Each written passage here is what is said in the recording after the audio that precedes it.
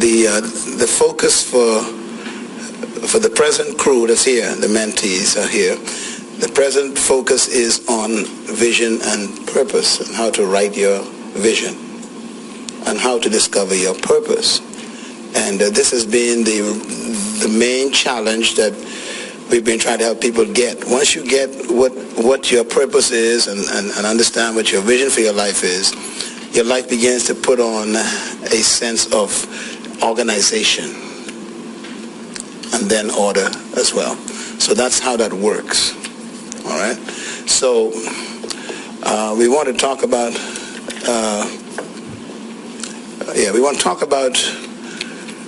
two things for a few minutes, and you can just write if you want to write. I want to chat with you a little bit about discovering your purpose. By the way, you could ask questions, okay? So it's fine. I've done a lot of work on purpose, a lot of work on potential, a lot of work on vision. I've lived it. I've experienced what it takes to start from zero and build something that is effective in the world. So that process.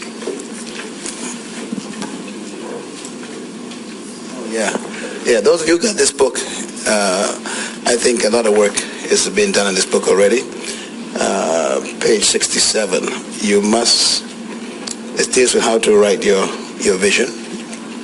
Okay? Make sure you do your homework, all right? Read your books, yeah. The solution to most of your problems are in your house in a book you never read. Yeah, so we're not ignorant, we just don't read. Yeah, we lack knowledge. So I just want to chat from my own heart on this, because I think this is really the crutch of the matter. When I was born into a family of 11 children. I am number 6. I was born in a low-income area of this island, not too far from here. And but we had a very good family, 11 wonderful siblings. My mother and father were very, very dedicated to God. They loved the Bible. And we didn't have much, but we had everything. Because we had each other, and we had parents who could teach us the fundamental principles of the Bible. But I discovered that I was a very inquisitive member of the family. Very inquisitive. I was one of the kids who my mother and father always say, you always want to know why. But I didn't realize that was the beginning of my real life. The ability to ask why. And if you don't do that, you will never discover your life. Always ask why. Because why is purpose. So I started very young, questioning everything, including God. And God loves questions. Sometimes you think, if I question God, it means that I doubt God. 80% of all the teachings of Jesus, if you study carefully, was a result of a question someone asked. Or sometimes he would initiate the discourse by asking one himself, whom do men say that I am? Because questioning is evidence of a desire to know. Can you remember that? What did I say? If you don't ask questions, the implication is you really don't want to know anything. So being inquisitive is the beginning of education. You ask questions. So I was very inquisitive. Ask questions. I mean, my parents would be tired of me. Boy, go sit down. You want to know everything. Yes, I want to know. It is that desire to know that started my journey to discover my purpose.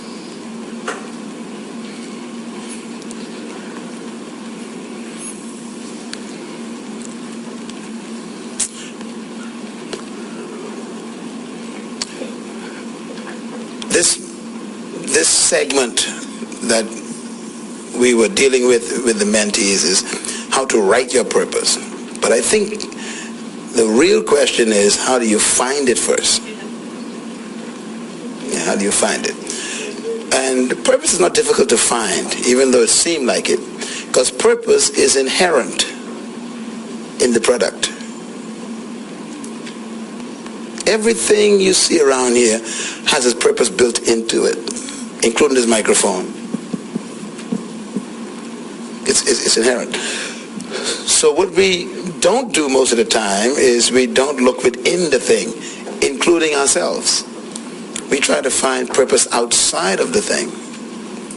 Now, the only place where purpose is outside of a thing is in the mind of the one who made the thing.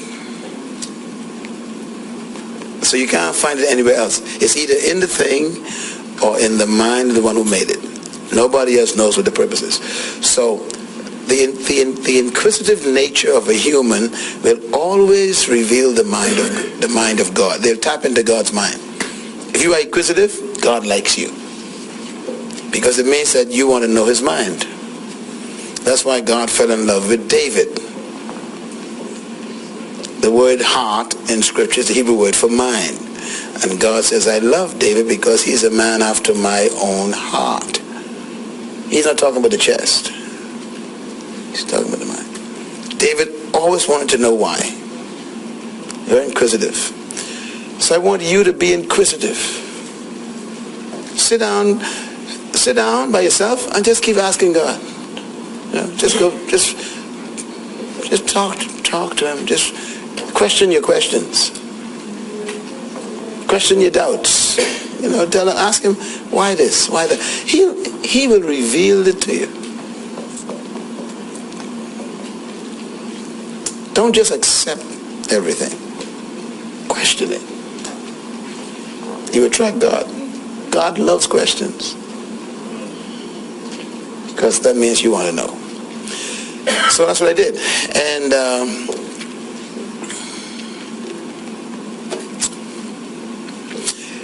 what's the key to purpose? The key to purpose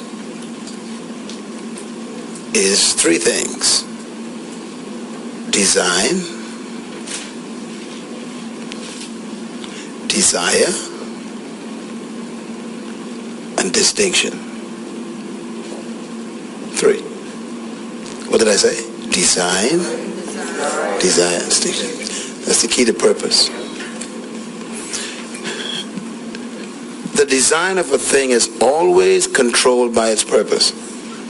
For example, the purpose for a boat is to ride through water. So they designed the hull to fulfill the purpose. The purpose of an aircraft is to fly in the air.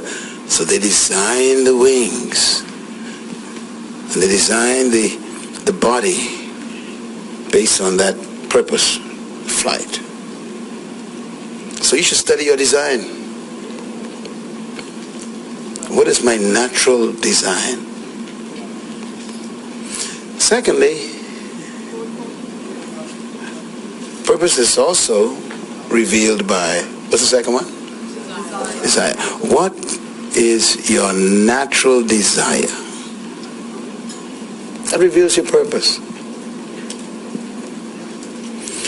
Now this really takes some work in it. It's not easy to do, because you have interests that are not your desire. So you got to be very careful. You got to even distinguish between your interests and your desire. Most of the time we go after things we're interested in, but they are not necessarily the things we really desire. That's simple. So you got to sit down and work that out. You know, okay. And sometimes your interest comes from culture, from peer pressure, from family pressure, from parents. You know, boy, ain't no money in art. You better go be a doctor. There's plenty of money. You know, so you have an interest in medicine, but you have a desire for art. So you end up being a very depressed doctor because you really want to paint. See, so interest is not the same as desire.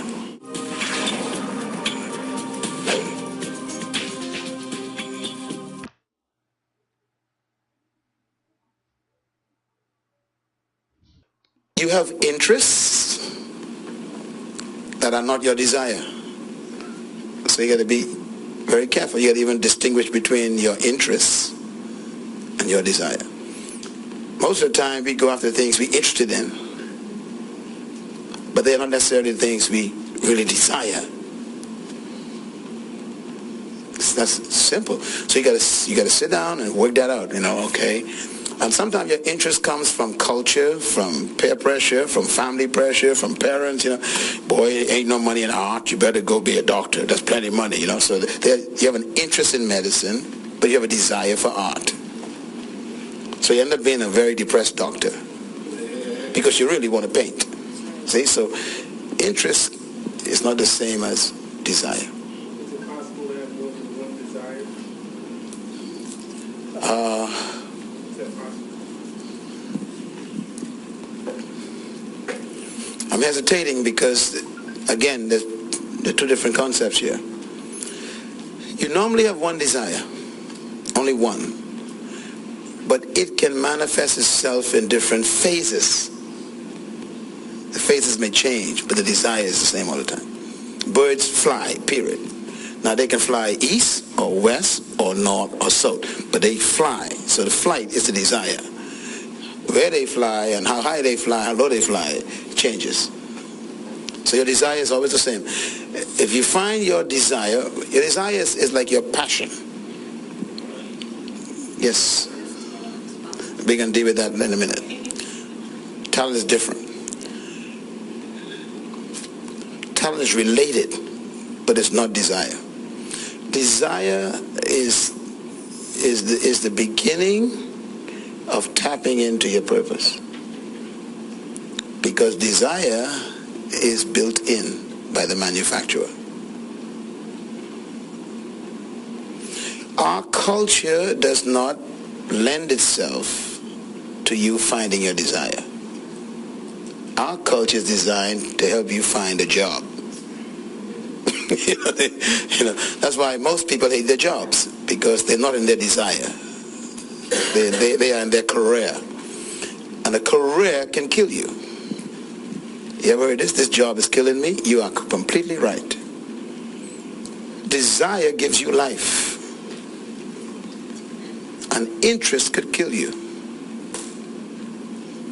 So when a person finds their desire, they come alive. If they pursue it, it gives them life. That's why they could do it without getting paid. They love it so much. It becomes your natural love, which is quite obvious because that's what it's like a bird. Birds don't consider flying work. It's not a job for them. Scientists have discovered that when birds fly, they get energy. When fish swim, they get energy. So when you find your gift, your desire, it actually gives you energy. What keeps me going all the time? What keeps me energetic all the time? I'm in my groove, man. I'm in the groove. I found my desire. I'm doing my desire. By the way, I also discovered recently from God a few years ago, and this recently reminded me, there's something very interesting. He said, I don't give you what you pray for. That shocked me. I give you what? The desires of your heart. Why? I put them there. So here we are praying for stuff. God said, I didn't say I'm going to give you what you pray for. I will give you what you desire. So finding your purpose is also key to your provisions. Think about it, eh? Why? God is obligated to fulfill the purpose he gave you to do. He's obligated to make sure it's fulfilled. So he got to provide everything for it. And that's where talent comes in. Okay? Talent is equipment. It's not your purpose. It's just the equipment. It's like, okay, you want to fly? Good. I'll give you some wings. And I'll give you the ability to some muscles to flap them. But really, the purpose is to flight. Purpose is flight. Wings are talent. So every one of you came to earth with talent. What is a talent in the modern sense of the word? Talent is inherent skill. can't learn talent. You are born with it.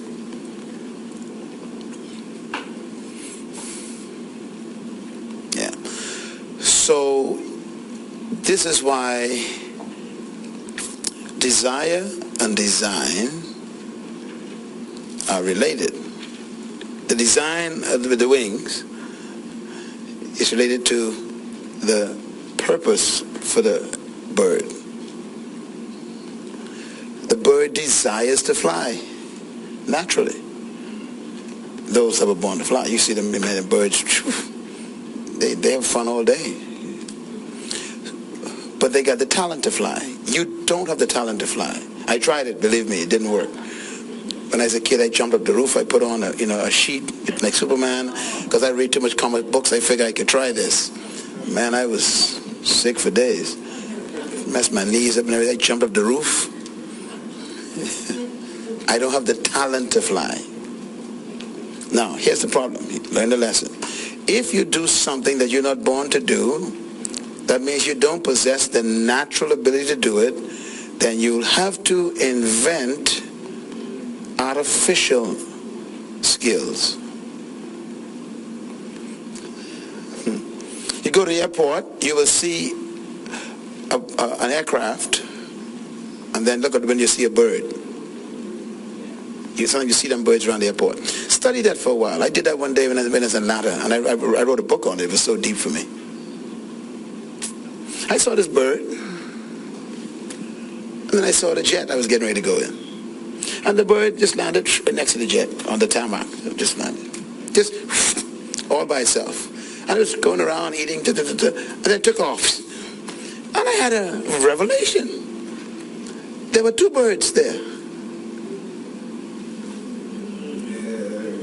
But this one had 20 men around it. All kinds of stuff hooked up to it. All kinds of servicing pieces. And with 30 people working on this one, and there's no one around this one. When you are not in your purpose, you need artificial maintenance.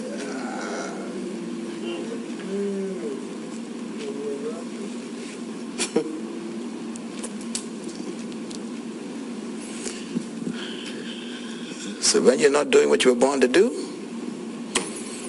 you got to maintain yourself. So you work harder. So when I saw that, I realized that talent is not something they give you. You came with it. We call them gift. Yeah, gift. They are so intimately connected. Your purpose and your talent are almost one because they have to be connected. So when you discover your desire, and by the way, your desire is a passion that won't subside. You go to bed with it, you wake up with it, you grow old with it, it won't go away. Why? You're born with it. It's not what you were born to do. That's your purpose, so it doesn't go away. That's the reason why you were born. You were born for the purpose of that purpose. So that's why, in all my books, I always deal with that essence of, asking those questions. You'll find in most of my books, it's in this book as well. The questions that help you discover your desire.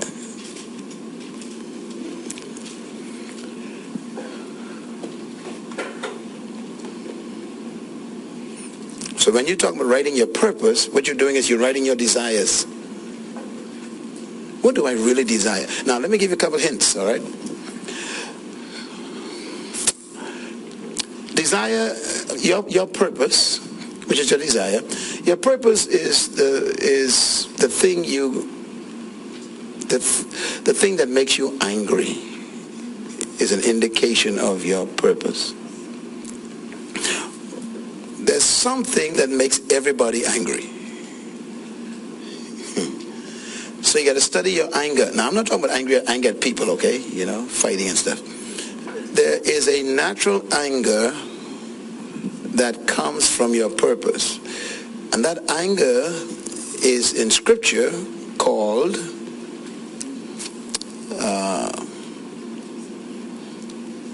two words I give you. One, compassion. Compassion.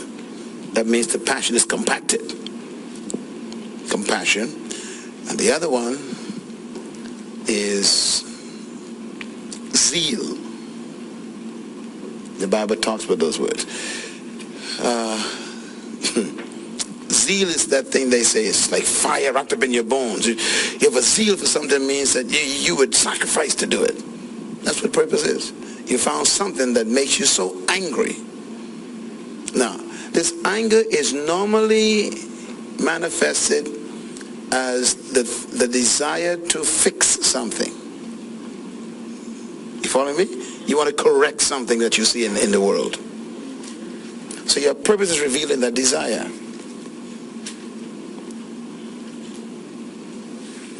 This is why only angry people change the world. Because they're the ones who found their purpose. They found their passion. They found the desire. Ted Kennedy, Ted Kennedy. His brother, what's his name? Robert Kennedy, John Kennedy. These guys had anger. Martin Luther King Jr., anger. Mandela, anger. Mother Teresa, anger. They all had anger at something. And the anger that they had that thing for is what they were born to change. So they had what? A zeal for it. It is the zeal that takes you to jail. Okay? Compassion is not sympathy. Christ was never sympathetic. He had what? Compassion when he saw the poor hurting, or if he saw people in injustice, or the poor being abused. He was angry. When he walked in that temple that day, he saw them merchants abusing them poor people. Man, that thing, it took over him. He started messing the place up. What do they call that? Righteous indignation. You will never be a world changer until you are indignant. So what to do is go look for your anger and then write me when you find it. Send it to me. Yeah, that's what purpose. That's how you write the thing that you want to see change in the world more than anything else.